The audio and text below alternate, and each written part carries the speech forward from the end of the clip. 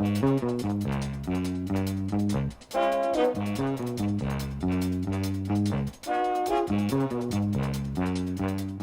of all of Disneyland's forgotten attractions, there is perhaps not one as obscure as the flying saucers.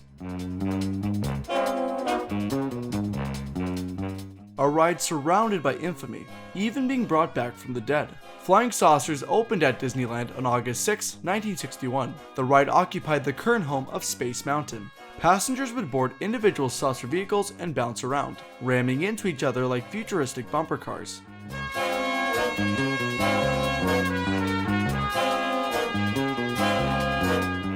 The ride was powered by small holes in the ground that would propel air upward. The attraction had two different ride platforms, allowing for increased capacity. During the ride, guests were able to throw beach balls at each other, but for obvious reasons, this would be discontinued, as it might not have been the best idea to let guests throw things during a ride.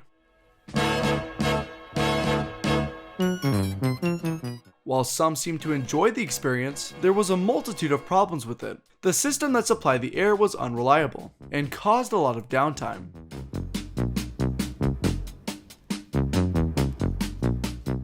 The way the vehicles worked really depended on the weight of the rider. For example, if you were a small child who didn't weigh a lot, you would aggressively bob up and down, not having control of your vehicle. If you were an adult on the heavier side, the saucer wouldn't move, and you would just kinda awkwardly sit there.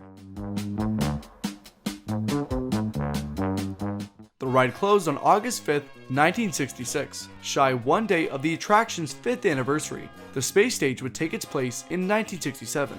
That would be the end of the story. Until 2007, with the announcement of a major renovation to Disney California Adventure, which would include a brand new land based off Disney Pixar's Cars. The land would feature 3 new attractions, one of them being Luigi's Flying Tires. Leading up to the ride's opening, Disney promoted it as being directly inspired by the flying saucers. Cars Land will feature new attractions like Luigi's Flying Tires, which was inspired by Disneyland's flying saucers from the 1960s. But also stated the ride would use a more reliable ride system. Our Imagineers have developed a way more reliable way to make these vehicles float and spin. Flying Tires would open with the rest of Cars Land on June 15th, 2012.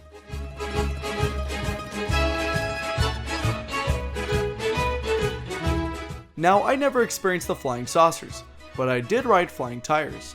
I know a lot of people aren't fans of this attraction, but as a young kid, it was one of my favorites. Surprisingly, the beach balls made a return as well, except they were even bigger. They were also discontinued for the same reason as flying saucers.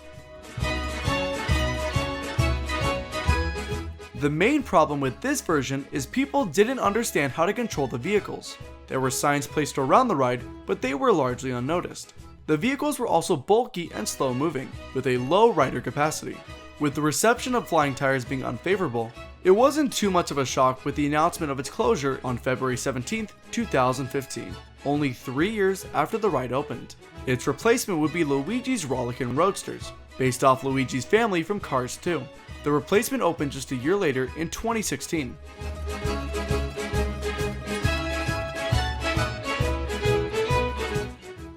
Passengers board cars and dance around to various different songs. When Flying Tires was replaced, the entirety of the queue was untouched, acting as a reminder to the former experience. Over the years, Disney's made reference to the original saucers. Flying Tires' ride poster was directly inspired by Flying Saucers' ride poster.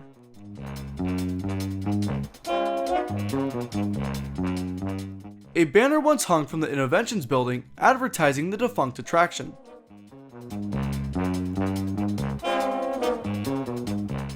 One of the saucers made an appearance in a commercial advertising the return of the Main Street Electrical Parade.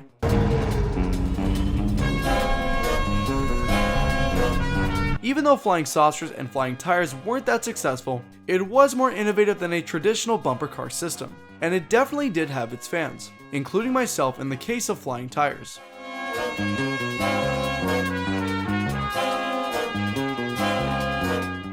Anyway, I hope you enjoyed today's video. If you did, don't forget to subscribe. Thank you very much for watching, and as always, Have a great day.